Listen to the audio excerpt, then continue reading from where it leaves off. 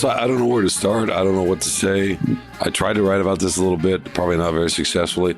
The Detroit Lions are 1 game away from the Super Bowl. Let me say that again. The Detroit Lions are 1 game away from the Super Bowl. What is happening? Can you explain any of this? That's kind of our job, I thought. So I hope I can, but yeah, I mean, we've seen this coming. They've been building toward it. 8-2 last season at the end. Big wins in prime time, coming through when it mattered. A really good run game. Fantastic rookie tight. I mean, Aiden Hutch. It's just they have the components. We've been seeing this coming, and obviously very, very good at Ford Field with the backing of the really loud crowd. I think you and I turned to each other one time when it was, I think, C.J. Gardner-Johnson when he got the interception early in the game. Yeah, that one moment was the loudest I've ever heard Ford Field, and I think they were overall louder last week against the Rams, but sustained, and it was. But this is, I mean, it's not a surprise, is it? No, and the difference is last week it was loud late. It was just as loud late today as it was last week against the Rams, especially when Gibbs broke free on that 31 yard touchdown. That put him up 2 touchdowns, if I'm not mistaken, or did that put him up 1? I can't remember. It was all kind of a blur. In any case, the crowd was nervous here today. Let's be real. There was a lot of anxiety because it was 10-10 at the half. Detroit couldn't really run the ball at all. They couldn't really throw it and sustain anything, right? And now that changed in the second half, especially the late in the third quarter and through the fourth, they picked it up. But this is what playoffs are about, right? We don't have a lot of experience around here with this, do we? That's second week in a row. Last week was a 1-point win against the Rams. Today was a 1 score. I know you needed a 2-point, but still, this is kind of what this is all about, right? This is how these games go. Absolutely. You got to make a play late, and they did. Yeah, we don't have experience with this, and I think that everything gets tighter in the playoffs, and these teams are here for a reason. And the Buccaneers played a really good game. Coming in here, hostile environment. Baker Mayfield played a pretty good game. He did. Mike Evans played a fantastic game. And just things. They did their kicker, by the way. Chase McLaughlin was really good, by the way. He'd only missed, I think, 1 field goal all year, maybe. I'm sorry, from 50 yards or more. It was 7 of 8 or something, and then he clanked one from 50 yards off the upright. So it was like, okay, maybe it's the Lions game again or Lions day again. But they need to they're finding ways to win. They're getting contributions from, Derek Barnes seals the game with that interception, and Craig Reynolds runs it in at the goal line on 4th and 1. And I mean, just, it's really, they're getting a lot of, production from places that you need it in these kind of games, because if you only rely on your stars, that's going to be hard unless you have a cast full of stars. So this is what is encouraging about what the Lions are doing, and that should give them hope going into the NFC title game in San Francisco. Well, I mean, it's funny. My one of my sons was on the phone a little bit. By the way, Carlos, my 2 boys came down to Detroit. They just wanted, with some other friends, they just wanted to be downtown in a bar to watch. And then after the game, they walked over to kind of meet and mingle with all the people coming out of the stadium, and people were chanting and into the streets for a while. So that's because it's not quite historic. Next week would be historic because they've never been to a Super Bowl. But again, yeah, people want to be around this because it's hardly happened, right, and because it is new. But what I think we're quickly realizing, or not we, but everybody's quickly realizing around here, is that it comes down to a couple plays. I mean, in some ways, Tampa outplayed them. They certainly outplayed them in the first half. They outgained them for the game. But they had 2 turnovers, right? And they hit the crossbar, like you said. They hit the crossbar on the field goal. What are we talking about otherwise? We're talking about a very different kind of story, if not for those turnovers, probably. But you know what it reminds me of a little bit? I'm curious what you think, because you're a big Patriot guy. The Patriots, I'm not saying please, folks. I'm not saying Jared Goff is Tom Brady. That's not what I'm saying. I'm saying the Patriots won a lot of games in the playoffs like the Lions won today. Right. Where it was debatable who played better. You look at the stats, or even sometimes, maybe the other team had the advantage, but New England was making the play in the end. Mm-hmm. And you never knew where it was coming from. Yeah. They won a lot that way. Yeah. And that's how, to me, the Lions won today, and to a degree against the Rams, only they just do it in a lot more joyful way. There's more fun here than there maybe was in New England. Yeah, I mean, if you look at Bill Belichick, right, he's the poster child for the grumpy coach or whatever. It is more enjoyable, I think, for the fans to be able to rally behind a team like this, a coach like this, who the team kind of embodies who he is, and they're looser and they're a joy to cover most of the weeks. The special teams are out there dancing when they line up. Oh, right? Yeah, it's just fun. I mean, Kirby Joseph and all those guys and Chase Lucas and that. Yeah, it's and you could see the crowd was feeding off of it when they show them on the jumbotron. The crowd gets into it too. Does, absolutely. And that's you can win with the Grouch. Oscar the Grouch as your coach, or you can. He showed it. You can win with Dan Campbell, and so it was. Dan Campbell was kind of subdued today, though. What did you make of that? He was a little bit. I think he probably wasn't in the locker room. I haven't seen those videos yet. Of course he was. We're not privy. We by the time we get in there, the talks are over and that sort of thing. My guess is he wasn't. But you're right. For us, he sounded a little emotional a couple of times, almost like he was going to kind of start crying, just thinking about the moment. But he was. You're right. He was a little subdued. I think he's overwhelmed in a good way. I also think, I'm curious what you think, of course, as always, you're Carlos Monarez and the brains of this operation. I think that they believe that they can go beat anybody. And if you're too rah-rah, or if you're too, I mean, I guarantee you they think they can go out and beat San Francisco. Of course, yeah. And so I think that might be a little bit of it too. Like why he would be subdued? Yeah, just not wanting to be so too over the top about what they just did. Like there's still more out there. Yeah. No, I don't know. That's just a guess. Yeah, it was weird to I mean, I think someone mentioned it was the anniversary of him being hired today, 3-year anniversary. Of his press conference, yeah. Yeah, and he it was I think that I think he understood the magnitude of this game, and that it's been a really long time since they've been in the NFC title game. It hasn't happened very often. They've never won 2 playoff games at home because of the way that the structure used to be in the 50s when they were winning their titles.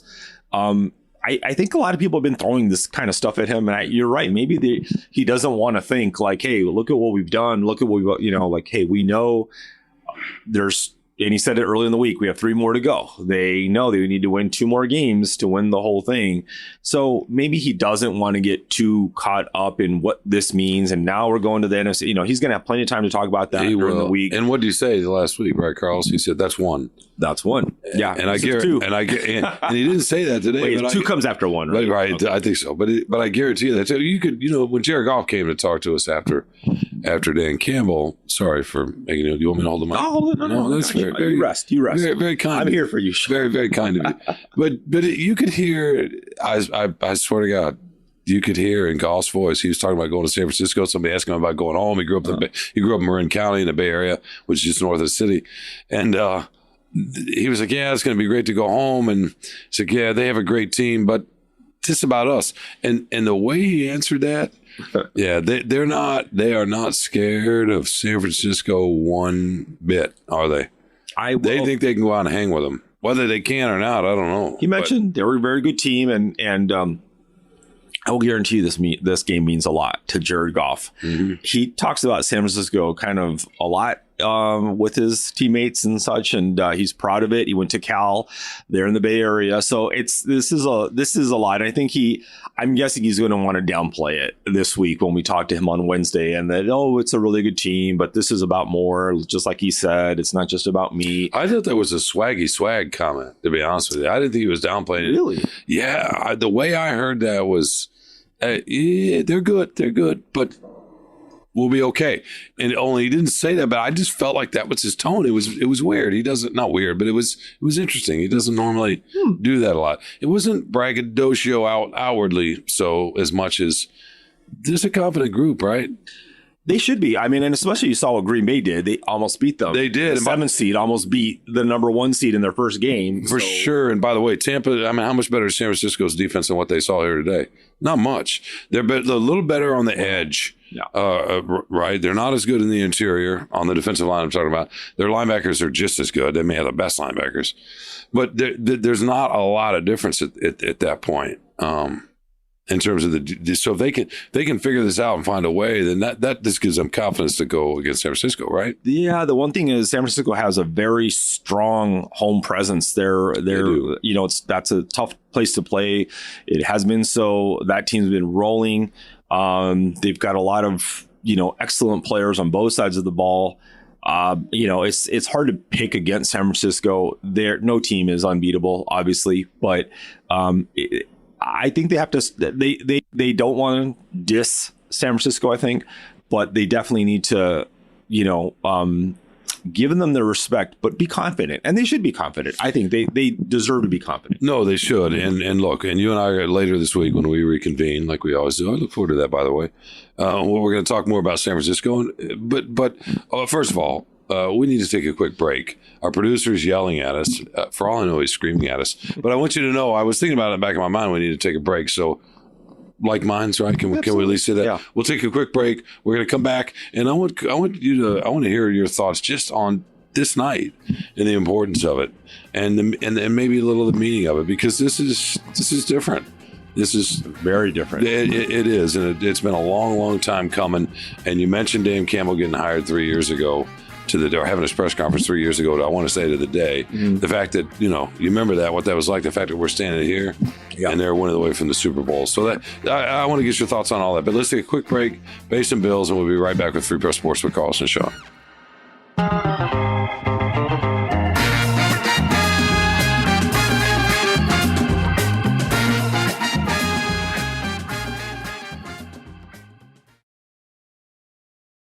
Welcome back to Free Press Sports with Carlson and Shawn. So, Carlos, where do you, and not that I want to rank it, you don't need a top 10 or anything like that, but where do you put this? You've been covering sports here a long time. You've lived here for 20 years at least, so you have a pretty good understanding of this area. At least I'm going to say that publicly. But no, I'm kidding. No, but seriously, where do you put this? What do you make of what happened tonight, and what it means to this area and these fans? Yeah, I wasn't here for the Wings winning their first Stanley Cup in '97, but I have talked to a lot of players and coaches and whatever over the years, and I definitely have gotten a fair understanding, I think, about historical context in the last 20, 30 years. I don't know if anything will resonate with people as much as the Red Wings winning that first Stanley Cup in whatever it was, 50 years. And part of that was because I think that the rivalry that they had with the Colorado Avalanche, it was almost mythological the way that played out. And we won't see that maybe ever again in our lifetimes. It's a different sport. Certainly the Tigers, when they were on their runs and they went to the 2 World Series and Magdaleno Ordonez home run, right, to get to the World Series off the Yankees, I think it was, right. And all those, there are some been fantastic moments. This today was, for the Lions, I think it was something I don't know if I would ever see is them getting to the NFC title game. It just doesn't seem real in some way still, and that they had the 2 playoff games. And if you've heard, and we've been covering this team for a long time, and they've had their runs, and they've had made, the Sioux years and the Calvin years and all that stuff. The stadium has been loud before, but I think people understand that this is built on more than that, that there's a lot more sustainability to it because of Dan Campbell, because of Brad Holmes, because of Sheila Fordham, maybe because of Jared Goff, all that. It just seems like it's not a flash in the pan kind of thing, that there's something behind it. There's thoughtfulness, there's intention, there's, a lot of stuff that goes into this. But watching these fans come in, being around it, I mean, anybody can feel it in the area of how much people are behind this team, how long they've been waiting. And I'll tell you one thing, listener, viewer out there, is I covered 0-16 to the bitter end. And a lot of people, and I'm not going to point fingers, but a lot of people tapped out when it was going bad, when they were 0-8, 0-9, 0-10. I don't think I was writing columns at that point. Yeah. But I begged you to come down for sidebars, but you refused. So it's okay. But I was here. But the fans were still coming. The fans were not. This place was half empty, and they deserved to be. Why would they be here? The press box was a ghost town. So a lot of people, and that was a unique year, but there were a lot of lean years, and it was hard, and I think right now, finally, as you've always said, you'll see when this team wins what kind of a football city this is. People have been waiting for this for so long, and now we're seeing that. We're seeing it. It's really nice that the fans get to celebrate this and really enjoy their ride. Hopefully, a lot of them get out to San Francisco. But where do you think it ranks? Do you think anything compares to this? You just covered Michigan's championship. Yeah, I mean, and for Michigan alums, a lot of whom are spread out around the country, that may be a bigger deal to them to this. But here's how I think of it. But they won the title 26 years ago. I mean, it's not. No, they did. I guess I just think about it a little bit differently with college and pros, and we don't need to get too far down this rabbit hole. But college starts at 18. I mean, now for some folks, you can be a fan of the school. You don't go to the school, and it's passed down through generations, and that's fine. And I totally understand that. There are fans out there, both Michigan State, Alabama, Texas, wherever you go, Ohio State in particular. But really, fandom starts with a team like this when you get put in a onesie. And you don't choose it. It's kind of like you don't choose where you live as a kid. But it becomes part of you. Now you feel about home. I mean, and that's true everywhere. That doesn't necessarily make Detroit unique, and this is a football city, like a lot of cities are football cities, because this is a football country. But so it's not unique in that way. But I think, and the Wings did maybe a little of this, but they didn't tap into the what's happening right now is different from '97. I was around for part of that summer. That was specific to hockey and of the fan base. And hey, look, this isn't a political thing to say at all, but hockey doesn't have the same broad section of demographics that football does. There's a reason it's the most popular sport, in the country. And I don't know that it's particularly close, especially when it comes to watching. There's something that's communal. Whatever the flaws of the game, whatever else you think about the game, there's something that's communal about this sport. And that's what we felt. We felt it last week. We felt it this week. Real quickly, Carlos, my brother and his wife and my nephew came to the game. It was a surprise. She bought tickets for him for his birthday. He called me on the way down and said, told me where he was going to sit. And I said, I'll come see you before the kickoff. And I walk down there and I see him. And as soon as he sees me, he starts to cry. He gets tears in his eyes. And I knew exactly why. It's not, I mean, he just doesn't do that normally when he sees me, right? But it was because I was here, seeing him here in this place with what's at stake and everything they've been through and what this town means to this team and how the team sees itself. That to me is what is happening. This is about identity in a way that the Pistons, the Tigers, and the Wings can't quite capture. Not for the whole of southeastern Michigan, not like this team does, right? You can feel it. You can feel it. All the people out there, we talked about this last week, all these people crying. I mean, there was some of that again today. Yeah, I mean, I think that, I mean, yeah, football is definitely the dominant sport in our country, and that's why it resonates, so well, and especially in the Midwest. And I do think of Detroit as a hockey town. It uses that nickname, obviously, and it's in this area. But you're right, it is not the NFL for sure. No, Detroit's actually more of a basketball town if we're just talking about Detroit, but which we don't. You mean Detroit proper, the city of Detroit? The city of Detroit, right? There are a lot of people who come in from not. But the city of Detroit is actually a great basketball town. Right. That's a different podcast. Right, so. Right. I mean, this is, yeah. We won't get into the ranking of whatever. No. The Wings are definitely number 2, but we won't get into the rankings of whatever. But I'd say the Tigers. No, you're wrong. But anyway, this is something that I think because people, and if you're old enough. Even if you didn't live in the 50s when you were old enough to watch them, maybe your father did or your grandfather, and you remember them talking about the great Bobby Lane and the great team of the 50s and all that stuff. Even when I moved here in the 90s, people were still talking a little bit about the 50s and the curse of Bobby Lane. They were still at the Silver Dome, all this stuff. And I mean, it was more about the Barry era just finishing. But Billy Sims wasn't far, like the little things that you could see, that touched, harken back to the not super distant past. Now that's gone, what are we at, 65 years, 66 years from the last time they won. So it's been so long. And I think that was kind of, to me, resembles the Wings because it was such a stretch between championships with that team. now it's such a stretch. This is the longest stretch now by far, right, for the Lions to win a championship. So right, no, for sure, have been waiting and waiting. And the other thing too, Carlos, is again the NFL. And you're right, it's the national sport. It's most cities' dominant sport. It's also sort of a front door to a community in the way that Michigan football is that university, Ohio State is university. There are a lot of folks that see, look, the Wings, that was a great run, but the rest of the country isn't paying attention in the same way they are to if the Lions make a run of the Super Bowl. And nowhere close, actually. So that's the other thing. One of the things I heard after last week's game was how great the network made the city look, how nice downtown looked in the overview shots, right? Mike Tirico, who's a local, calls the games for NBC, right? You guys know Mike Tirico. Talked about what it meant at the end of the game, but just all those things kind of fell in place. But that's not nothing. People thinking, residents around here and people who live in southeastern Michigan, the way that it matters to them how we look. The rest of it, you can say we shouldn't care, but of course we care. Yeah, and that's a little bit of this too, to be honest. I think that's one thing. Like, growing up in LA, and I was an LA Kings fan, so I was always jealous of when the Red Wings were. In fact, I went to grad school with somebody who was a big Colorado Avalanche fan, and he was so pumped for those Avs Wings games.